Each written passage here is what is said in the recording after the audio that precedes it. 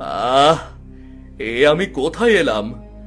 দেখে তো মনে হচ্ছে এটা একটা গুহার রাস্তা। যাই, সামনে এগিয়ে দেখি এখান থেকে বেরোনোর রাস্তা কোথায়।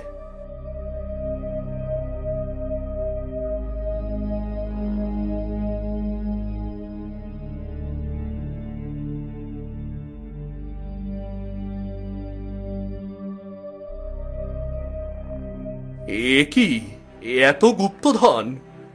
এত গুপ্তধন এখানে এলো কি করে?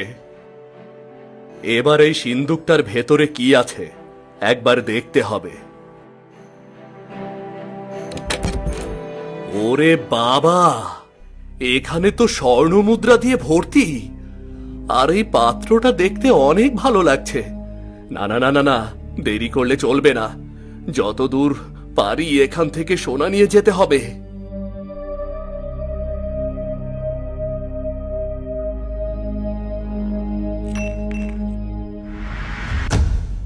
এই বেটা, হ্যাঁ কে তুই?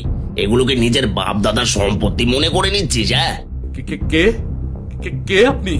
কে কি? আমি এই গুপ্ত ধনের মালিক। আমি তো ভেবেছিলাম এগুলো সব অনেক পুরনো, এর কোনো মালিক নেই, তাই কিছু নিচ্ছিলাম। বোকা কোথাকার, চারিদিকের আলো দেখেও কি বুঝতে পারিস না এগুলো পুরনো না? হ্যাঁ, আপনি ঠিকই বলেছেন, আমার ভুল হয়েছে। কিন্তু আমি এক অসহায়, আমার কিছুই নেই, থাকার মতো কোনো জায়গাও নেই। এজন্য এত সোনা দেখে অত কিছু ভাবতে পারিনি আমি। সত্যি তুই অসহায়? তোর কিছুই নেই? হ্যাঁ, সত্যি আমি অসহায়, আমার কিছুই নেই। যার কারণে আমি এক রাজ্য থেকে অন্য রাজ্যে কাজ খুঁজে বেড়াই।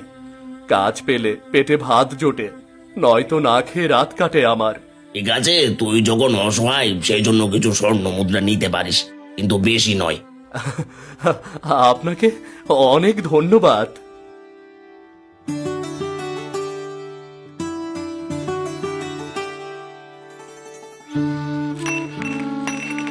যা যা, এবার চলে যা, আর কখনো ভুলেও এখানে আসবি না।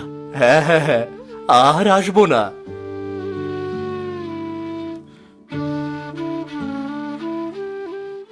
এদিকে আকাশ পরিষ্কার হয়ে যায়। তখন অজয় সেই গুপ্ত গুহার মধ্যে থেকে বেরিয়ে পড়ে। ধীরে ধীরে সন্ধ্যা নামে, চারিদিক অন্ধকার হয়ে যায়।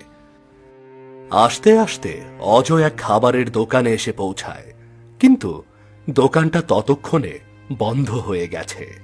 এটা তো দেখে মনে হচ্ছে কোনো সরাইখানা, কিন্তু এখন তো সম্পূর্ণ বন্ধ। আজকে রাতে আমাকে এখানেই কাটাতে হবে। অজয় রাতে সেখানেই থাকার সিদ্ধান্ত নেয়। এরপর অজয় সেখানেই ঘুমিয়ে পড়ে। সকাল হলে অজয় দেখতে পায় কিছু ছোট ছেলে মেয়ে তার ব্যাগ থেকে স্বর্ণমুদ্রাগুলো নিয়ে পালাচ্ছে। অজয় তখন তাদের পিছু করতে থাকে। হঠাৎ বাচ্চাগুলোর সামনে সেই সরাইখানার মালিক দাঁড়ায়। আরে এই তোরা কি নিয়ে পালাচ্ছিস? দেখুন না, এরা আমার অর্থ নিয়ে পালিয়ে যাচ্ছে। এই তোরা তাড়াতাড়ি এনার অর্থ ফিরিয়ে দে বলছি।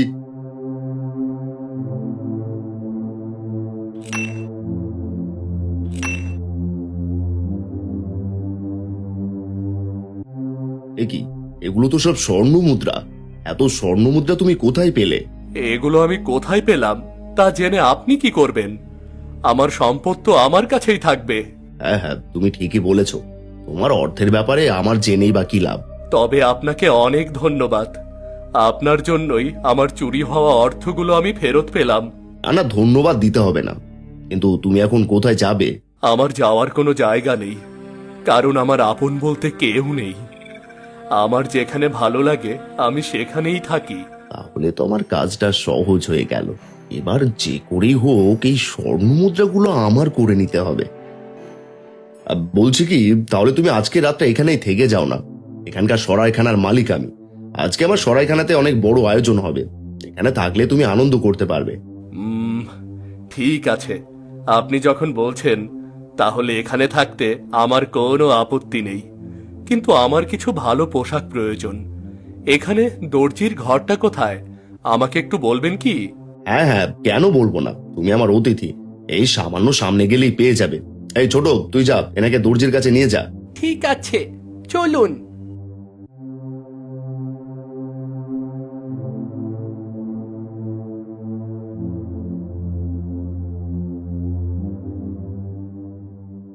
আচ্ছা, তোমার কাছে তো অনেক স্বর্ণ মুদ্রা আছে, তুমি চাইলেই তো আমাদের রাজ্যের রাজকুমারীকে বিয়ে করে এখান থেকে যেতে পারো। তা না করে অযথা এক রাজ্য থেকে অন্য রাজ্যে ঘুরে বেড়াও কেন? কেন, তোমাদের রাজ্যের রাজকুমারী কি অনেক সুন্দর? হ্যাঁ, অনেক সুন্দর, কিন্তু রানী তাকে মহল থেকে বের হতে দেয় না। কেউ কেউ বলে মহারানী রাজকুমারীর সৎমা বলে এমন করে রেখেছে। বলো কি, তাহলে তো তোমাদের রাজকুমারীকে দেখতেই হবে। তুমি এমনি এমনি রাজকুমারীকে দেখতে পারবে না। রাজকুমারীকে দেখতে হলে তোমাকে রাজকুমার সেজে তারপর মহলে যেতে হবে। তাহলে আমি রাজকুমারের পোশাক কোথায় পাবো? চিন্তা করো না, আমরা যে দর্জির কাছে যাচ্ছি তার কাছে রাজকুমারের অনেক পোশাক আছে। বেশ, তাহলে তো কোনো চিন্তাই রইল না। এবার আমি তোমাদের রাজকুমারীকে দেখেই ছাড়ব। অজয় দর্জির দোকানে গিয়ে রাজকুমারের পোশাক কিনে নেয়। এরপর অজয় সরাইখানাতে ফিরে আসে। এর মধ্যেই সন্ধ্যা নেমে আসে। সন্ধ্যা নামলে সরাইখানাতে জমজমাট খাবারের আয়োজন করা হয়। সেখানে অজয় রাজকুমারের পোশাক পরিধান করে সবার সামনে উপস্থিত হয়। শুনুন সবাই, আজকের এই অনুষ্ঠানে আপনারা সবাই আমার অতিথি। আজকের এই অনুষ্ঠানের সকল খরচ আমি বহন করব। আপনারা কেউ লজ্জা পাবেন না, যার যেমন ইচ্ছা তেমনই খাবেন আপনারা। অজয়ের কথায় সেখানকার সবাই পেট পুরে খাওয়া শুরু করে। অনুষ্ঠান শেষ করে সবাই সরাইখানা থেকে চলে যায়। এরপর সরাইখানার মালিক অজয়কে নিয়ে খাবারের হিসেবে বসে পড়ে। শোনো, সবাই আজকে তোমার কথাতে সবচেয়ে দামি দামি খাবার খেয়েছে। সব দিয়ে দাম হয়েছে 90 স্বর্ণ মুদ্রা। এসব কি বলছেন? 90 স্বর্ণ মুদ্রা দিয়ে তো পুরো রাজ্যের মানুষকে খাওয়ানো যাবে। শোনো, আমাদের রাজ্যে সোনার চেয়ে খাবারের মূল্য বেশি, আর তোমার কথাতেই সবাই এত দামি খাবার খেয়েছে। তুমি এখন আমার খাবারের পয়সা দাও। কিন্তু আমার কাছে তো মাত্র 80 স্বর্ণ মুদ্রা আছে। 80 স্বর্ণ মুদ্রা আছে মানে? ওসব আমি বুঝি না, তোমাকে 90 স্বর্ণ মুদ্রাই দিতে হবে। তাহলে আমি বাকি 10 স্বর্ণ মুদ্রা কোথায় পাবো? কোথায় পাবে তা জানি না। মনে রেখো, তুমি যদি আমার খাবারের পয়সা পরিশোধ না করতে পারো, তাহলে তোমাকে কাজ করে তা পরিশোধ করতে হবে। এসব কি বলছেন? আমাকে কাজ করে পরিশোধ করতে হবে? আমার মনে হচ্ছে আপনি ইচ্ছা করে এগুলো করছেন। আমার সব অর্থ লুটে নেওয়ার জন্য এই সম্পূর্ণ পরিকল্পনা আপনার। হ্যাঁ, যদি মনে করো তাই, কিন্তু আমার পয়সা ফেরত না দিয়ে কোথাও যেতে পারবে না, এই বলে দিলাম। যাও, এখন গিয়ে ঘুমিয়ে পড়ো। সকাল হলে হয় পয়সা দেবে, নয়তো কাজে লেগে পড়বে।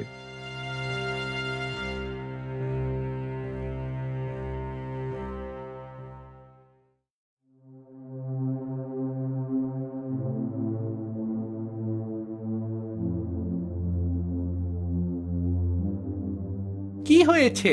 মন খারাপ কেন? মন খারাপ হবে না? তোমাদের মালিক চালাকি করে আমার সব অর্থ লুটে নিয়েছে। তারপরেও নাকি তার টাকা পরিশোধ হয়নি। কাল থেকে আমাকে এখানে কাজ করতে হবে। তাহলে এবার বুঝতে পেরেছো আমাদের মালিক কেমন? আসলে আমিও তোমার মতো এতিম। এই লোকটা আমাকে দুবেলা খাবার দেয় বলে অন্যজনের পকেট মারতে বাধ্য করে। এত খারাপ তোমাদের মালিক? এ কথা তো তুমি আমাকে আগে বলনি। আপনাকে আগে বললে সে যদি তা কোনোভাবে জানতে পারতো তাহলে আমাকে মেরেই ফেলতো। এজন্যই আপনাকে বলিনি। এখন আপনি ঘুমিয়ে পড়ুন, সকাল হলে কাজ করতে হবে। আমি চললাম।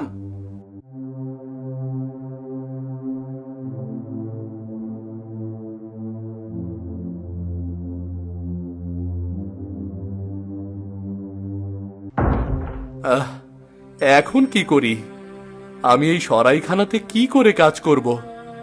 ও, মনে পড়েছে, আমার কাছে তো একটা সোনার জলের পাত্র রয়েছে। এটাই খুলে দেখি যদি এর মধ্যে কিছু থাকে।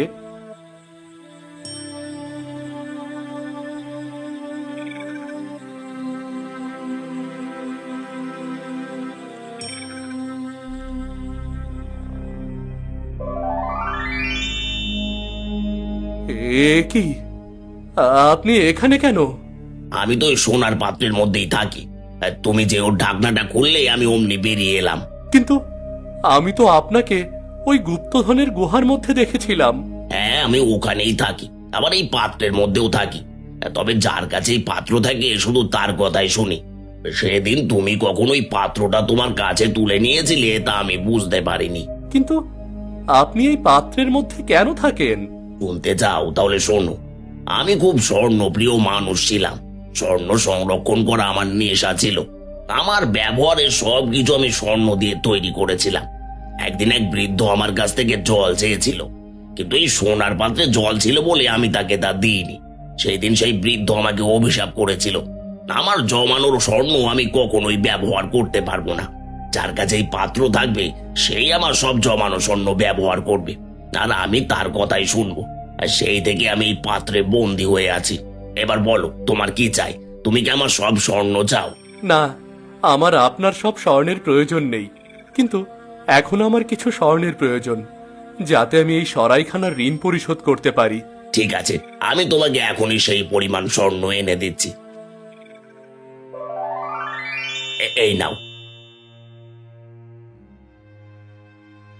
এবার বলো তুমি আর কি চাও? আপনি কি রাজকুমারীকে দেখার ব্যবস্থা করে দিতে পারবেন? হ্যাঁ, অবশ্যই পারবো। তুমি শুধু বলো, আমি রাজকুমারীকে তোমার সামনে হাজির করব। বেশ, তাহলে রাজকুমারীকে আমার কাছে নিয়ে আসুন। আমি রাজকুমারীকে দেখতে চাই।